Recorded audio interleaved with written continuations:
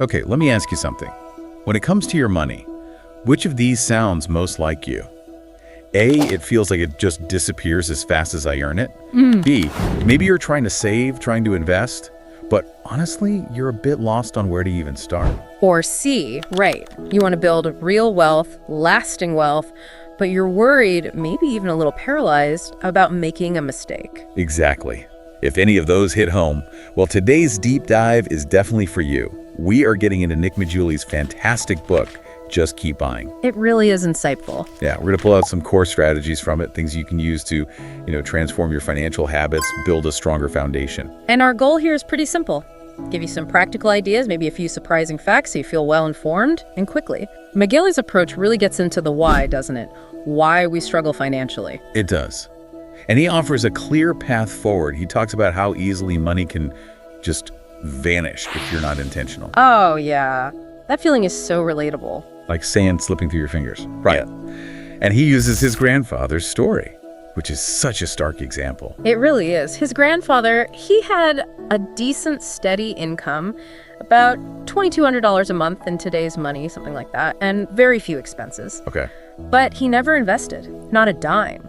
Instead, all that extra cash, it went into horse racing. Wow. Yeah, and after 26 years of retirement, he passed away with absolutely nothing. 0 assets. Maggiulli did the math. If he'd just invested that money consistently, He would have been a millionaire. easily. Yeah. And it's not just about, gambling specifically. It's about that drain, that capital just disappearing instead of building something for the future. That's powerful. It shows it doesn't matter so much the income level if there's no plan, no strategy. So how do we flip that? How does Maggiulli say we start building? Well, the first step, and it's crucial, is realizing that before you invest, you absolutely must save first. It sounds obvious maybe, but You can't invest money you don't have. exactly, you can't allocate capital you haven't set aside. And just making that shift, focusing on saving first, it changes your whole relationship with money. It moves you from potential regret towards deliberate action, building real conviction. Okay, but saving. That word can feel daunting. People get hung up on how much. Is it 10%, 20%? Does Maggiulli give us a practical starting point? He does, and it's less about a fixed percentage and more about looking forward. He suggests focusing on your expected savings over the next 12 months. Expected savings. So what you realistically think you can put aside? Precisely. Based on your history or maybe a new budget you're committed to, it makes it tangible, something achievable, not just a vague save more idea. I like that. It makes it feel less like needing to climb Mount Everest on day one, more like, training for a marathon. You start with manageable steps. Yeah, small steps first. Build up that financial endurance over time. You don't need that huge initial sprint. Absolutely not. And Maggiulli puts it really well. He says, when we have the ability to save more, we should save more. And when we don't, we should save less. Simple, but profound. The key is consistency, right? Setting something aside, even if it's small some months, rather than just giving up Yeah. while still, living life. Exactly. Maintaining a decent quality of life is part of the equation. Which actually brings us to another really interesting concept in the book, spending without guilt. How does he suggest we do that?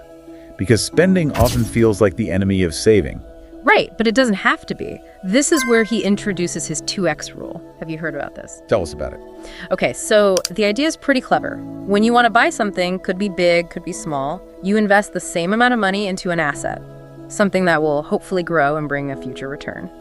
Okay. So if I want to buy, say, a $100 gadget. You also put $100 into your investment account, stocks, index fund, whatever your strategy is. Interesting. So it reframes the purchase. Totally. It's not just money out. It integrates consumption with building wealth. Maggiulli argues it basically eliminates the downside, eliminates the guilt, because every time you treat yourself, you're also investing in your future. That's a really neat psychological trick, actually. So spending becomes a trigger for investing. Exactly.